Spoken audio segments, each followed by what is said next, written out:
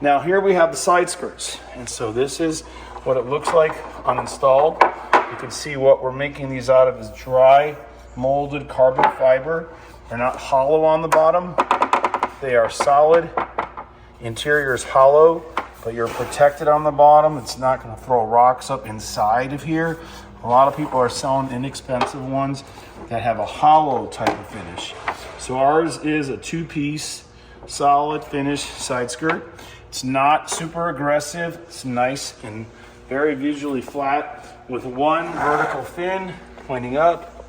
So again, here's your choice between a matte satin finish versus glossy.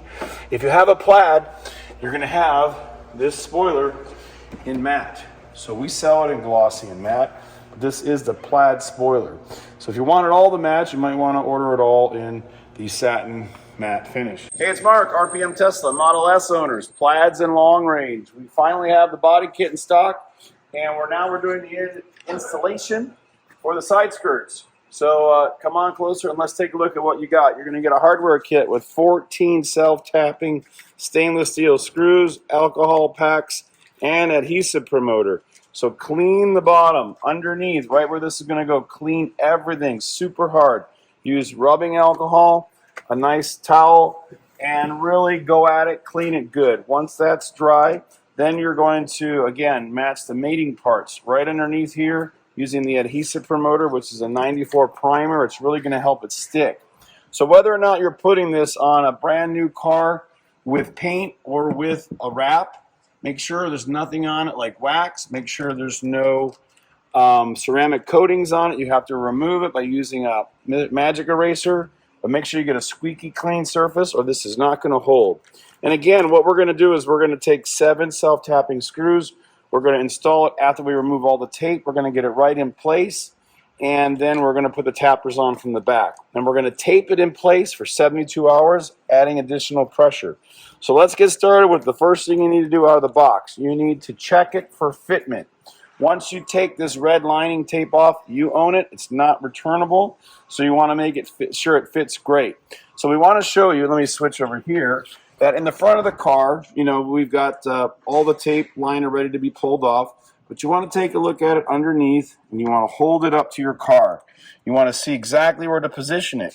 Like you could put it up here, and it would never fit. You could put it down too far below when you can see the fin in the back would be like tilted like this, so that's not going to fit.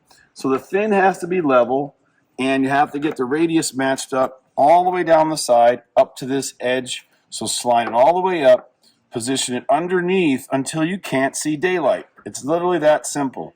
Notice right here, there's no gap, but if I was down below, you would see a gap. If I was high, you would see light through the top. So make sure you're sitting flat and flush along this contoured surface and all the way down everywhere you see it, and the fin should be vertical in the back. So right now we're going to show you with 2 installers how to test fit it exactly perfect. Then what we're going to do is we're going to gently pull the tape off after we mount it. So we're going to take all the 3M VHB pieces out of the center, stick it in place, and then we're going to hang these off the edges, and we'll show you how to securely ensure proper fitment without having to take it off one more time. Okay, now we're going to do it one more time, holding it up to the car, and we're going to show you how to make a guideline with our painter's tape. So once you get it in the right spot and it's matching up perfect, and you ensure that the dorsal fin, we'll call it, is vertical, and we have no gaps anywhere looking through, no daylight. If you let go of it, it might flex down, but make sure it's nice and flush. Now, use some painter's tape.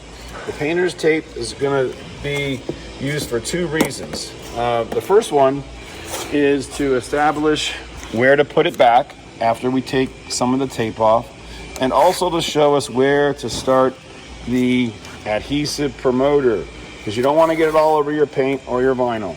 So just run a blue line all the way across, and then we'll promote it below the blue line. And here we'll go straight across. I got this side. And you make sure you're nice and flush. If you're not flush now, it won't become any closer to the vehicle once you put the double-sided tape and the self-tapping screws on. But look at how nice this is going to look. It's beautiful carbon fiber. And now we're just going to drop it down and we'll go straight across, right? Drop it down, right? Okay. So again, this paint line is now going to show us exactly where to put it when we put it back up. So now we're going to peel off all the center squares and we're going to promote it. So you should open up one of these packets and promote from this line all the way down to the plastic underneath, okay? So notice here, we're getting the adhesive promoter. Don't mind that wrap, that wasn't ours, we didn't do it. And we're promoting it to the tape or to the vinyl or whatever's underneath and go all the way down. Then we're gonna take the VHB pieces off. And then lastly will be the liners, the long liner strips, once it's up mounted to the vehicle. So we'll show you that in a second. It's very similar to doing one of our videos or one of our installation methods for spoilers. All right, so once you take all the 3M ones off, you should have none in the middle. And now we're gonna loosen up, we're gonna loosen up the front and the rear. I think the rear will just leave where it is and we'll just tug it. So pull these back a few inches. And now we're gonna put it right back up to the blue tape. So let's lift it up on both sides real quick. And again, the paint is your guideline. Ready, set, up. Okay, so now we're right up to the blue line. Now, once you do that, it's gonna stick. It's holding right now, just from a few pieces of VHB. And now we're gonna use these little red tabs and we're gonna pull gently, usually one from the top, one from the bottom, but as long as you pull it, and it's gonna be grabbing, just do small tugs, tug, tug, tug, all the way down here. This is the best way because you can't break it. Just keep tugging it. And after you're a few inches away, you can add pressure, push up, and no daylight should be visible. Hold down a little, there we go. So all the liners off now. There's one more on this side. And a little piece inside, okay. There's just the straight piece. All right. Then we're gonna apply pressure and we're gonna make sure it's holding in place nicely. And then we'll do the self-tapping screws and then we'll reinforce it with our famous Gorilla tape. But look at that, it looks great already. Big improvement to this open side. And it fits nice and flush. You can see here, you should be able to put it on, looking on it just like this in this direction. And same thing in the front, just like this, flush.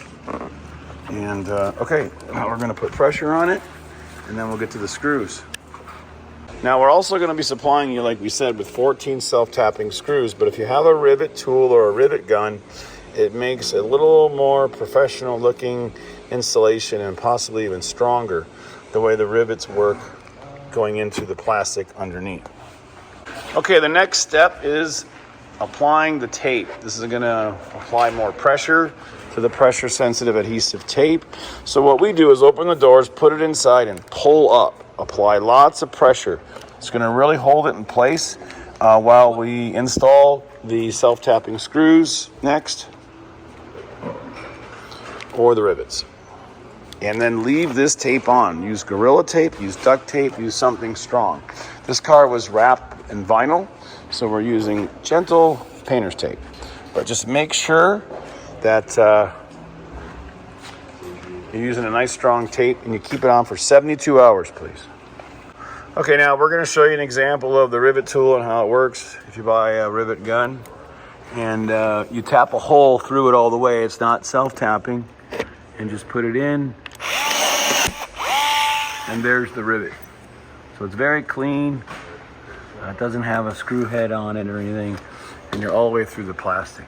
Okay, now the next one, and 5 to follow, we're just gonna use a regular self-tapping screws, the 14 that we give you. Did legs yesterday, I was really sore. All right, now we're gonna show you on the next hole, just using the self-tapping screws that we supply. And once you hear it click, get it nice and secure. You'll see it move and pinch it a little bit. And again, that's gonna put more pressure on the tape. So it's really gonna bite and hold good. We'll keep going to the next one. You don't want to strip it, you don't want to tighten it too much. So make sure you're using the right amount of pressure, and that simply means not too much.